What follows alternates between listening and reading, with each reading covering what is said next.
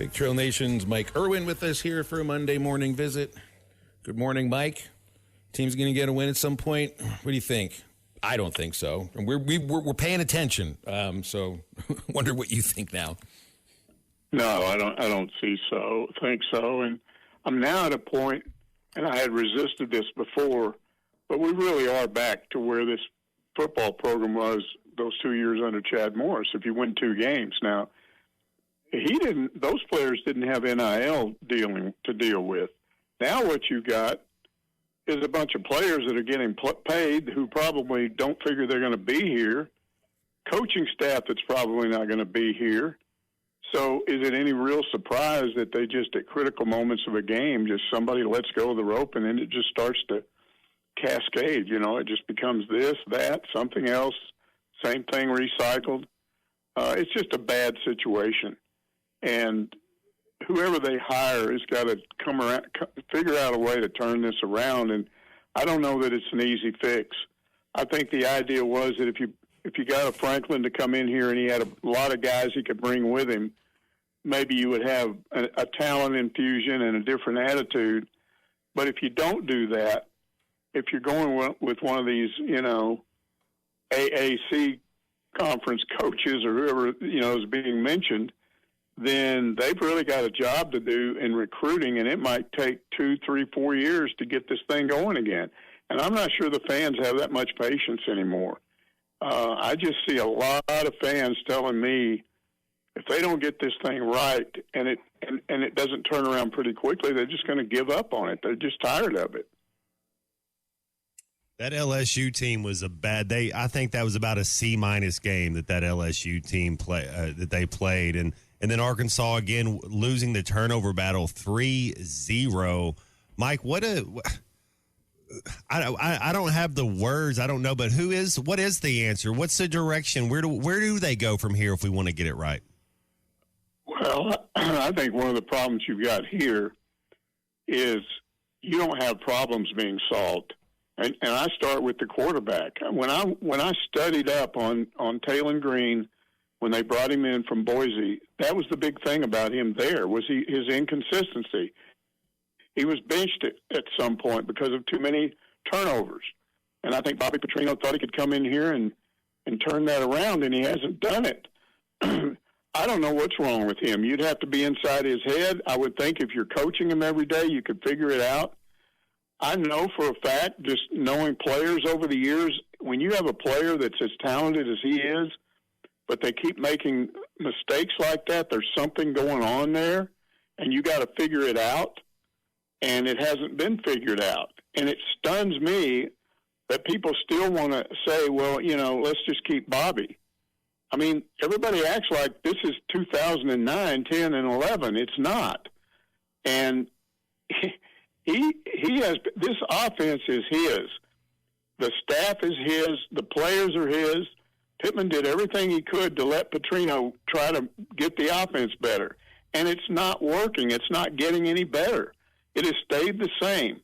The defense has gotten a little better, but to blame this on the defense and say it has nothing to do with the offense is idiotic.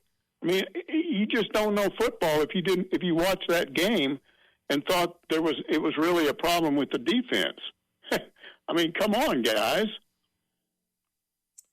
Well, all right. So what happens in the next like 10 days, even just before the Missouri game? You think they've kind of zeroed in on 3 or 4 candidates? I don't think Franklin's a realistic candidate at all. If he ever was, it seems that it's either going to be Virginia Tech or one of the bigger schools that's in the ACC. So, and with all these jobs that are open, there's no guarantee that the coach you zero in on, or even the 2 or 3 that you zero in on, are the ones that you're going to get.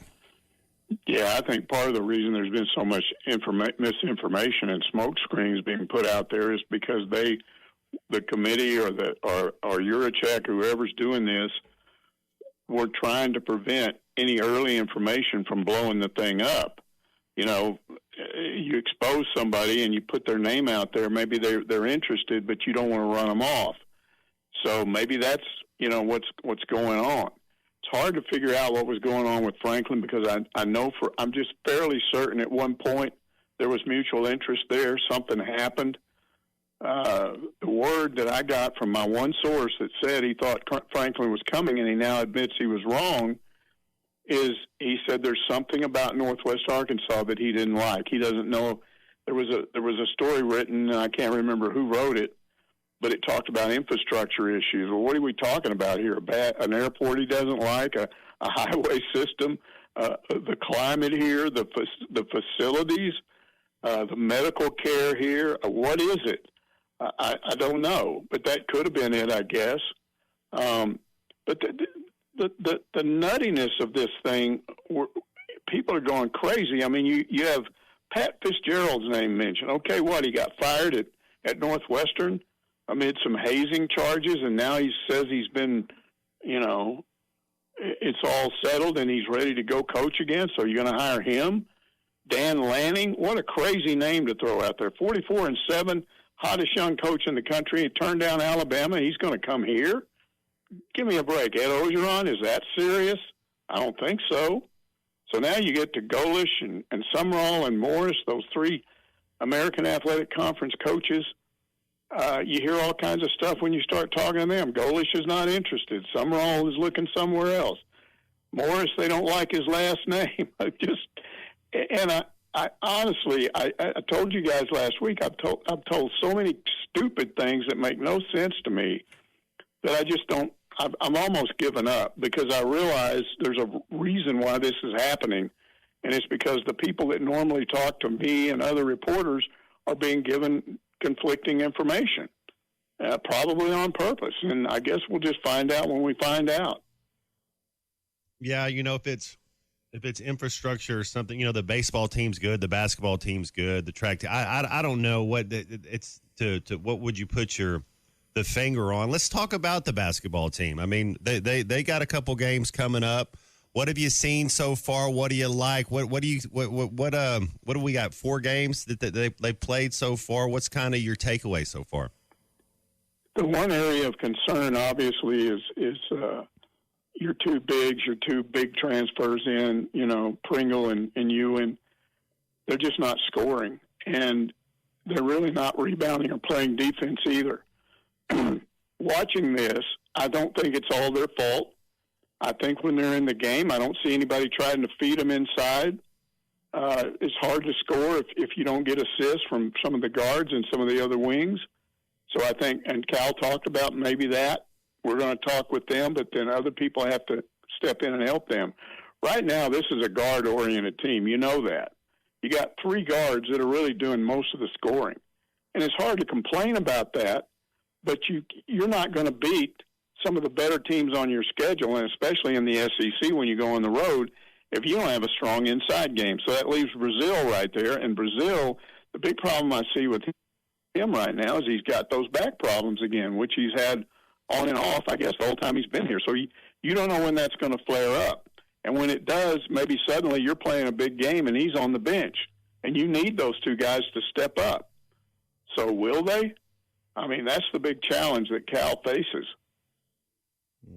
How long do you give them until you start to coalesce around, well, maybe they're not going to be a team that the bigs can score very much? Because I'm just going back to something Mike Washington says about the football team, and this is on repeat for the last 2 years, and really I think it's been on repeat for the last 6 years. If we could eliminate the turnovers, and it's like I'll always look at a baseball season before it starts and say, well, here are the ifs for this year's Arkansas baseball team. If this thing happens, if that thing happens, well, maybe they'll end up getting, to the promised land. There is no more if we can eliminate the turnovers. So when you look at basketball and no production from Ewan and not enough from Pringle right now, when is it to where you start to say, you know what, this is just going to be a guard-oriented team, and if we get some production from the front court, well, feel lucky about it? I think Cal will probably at least go till SEC play starts, continuing to try to develop them, because non-conference games, honestly, it may matter in rankings and things like that, but it doesn't hurt you in your conference race. And we saw what happened last year. It took them 5-6 games to get going in conference play. So I don't think it's as bad as it was last year. I don't think it's anywhere near that bad. But I do agree with you at some point, if it doesn't change, you can't go with that. You're just going to have to accept the fact that Brazil is going to do your scoring inside. He can do what defense he can do. He's not a great defensive player. He's not a great rebounder, but he's not bad at it either. And then you just have to get your wings involved and your guards, because we do have good guards that can get in there and get rebounds and, score inside. I want to go back to not the coaching search aspect of it right now, but the coaching search goes along with fundraising for the 2026 coaching staff and the team for football. Everybody's throwing out their guesses and reporting in their sources about the coaching search. Is there anything you know about procuring money for football for next year so that you can feel you're in a better place to compete for an SEC championship or just winning some games in the league? Well, there's a lot of numbers being thrown out by different people I've talked to. Back when we were talking Franklin, they were talking about, the person I talked to said they'd come up with somewhere between 30 and 40 million total. But see, I got a question on Ask Mike, and it's a good question. When you throw those numbers out, does that include revenue sharing, which is assumed to have already been in place? Because that's about 12 million for football. So if you're talking 30 million, then you take 12 off of that. And how much extra money are you raising? I mean, there's all kinds of conflicting opinions. Some people have said they still don't have the money. And other people I've talked to said that's a lie, that the money is there. And they keep promising you're going to be surprised when you see who they hire. And I'm going, okay, sure, all right, I'll just sit here and be surprised, I guess. There's a thing that just blew my mind that I read not too long ago. The Big Ten has this plan to get into private equity funds through the University of California. It's a crazy plan where they think they can raise $2.4 billion over 20 years to go into their coffers to, for NIL and rev sharing and all that. It would work out to something like $140 million a school. But the stuff I was reading said that's extremely dangerous. The economists say that could just blow up in your face. And yet, if they do it, you think the SEC is going to just sit there and go, well, we'll just let them do that. We're not going to do it. They'll do it, a version of it. So where are we headed? Is the need to have more and more money going to reach a point where this all just blows up, where the fans just throw their hands up and people go, I don't want this. I don't like this idea that you just buy everything. At some point, you work to get things. You get good coaches and players work, and they get better. It's what I referred to earlier when Chad Morris was here. They only won 2 games, but you can't accuse those players of not caring because of NIL money because they didn't get any. Now you always worry about it. And now I'm seeing stuff pop up about gambling because of that gambling scandal in the NBA. Now, and because college athletics has allowed schools for their fans to tie into casinos, now you've got this possibility of running through fans' heads of, well, Taylen Green was too inconsistent. I guess he was involved in betting. Well, that's horrible to start throwing that out there at players. But this is where we're headed. Fans making unsubstantiated comments on the internet, attacking players, and everybody not knowing what's going on here. I just think it's a mess, guys. I don't think they should have ever gotten involved in gambling. I think it's a problem. And you even hear people talk about the officials may be involved. I don't think they are, but you can't swear to it. And you didn't have to have this. We didn't have to be in this position. You don't always win your first bet. That's why MyBookie has you covered. Use our code HOGS, H-O-G-S, and your first bet up to $500 is fully covered. If your pick doesn't hit, you get it right back with our Bet Back bonus. Go to MyBookie.ag and use the code HOGS to claim your Bet Back bonus. MyBookie's where bettors win together because bragging's good, but cashing in is better. and your first bet is fully covered. Use our code HOGS. Must opt in during the bet to use the bet back bonus.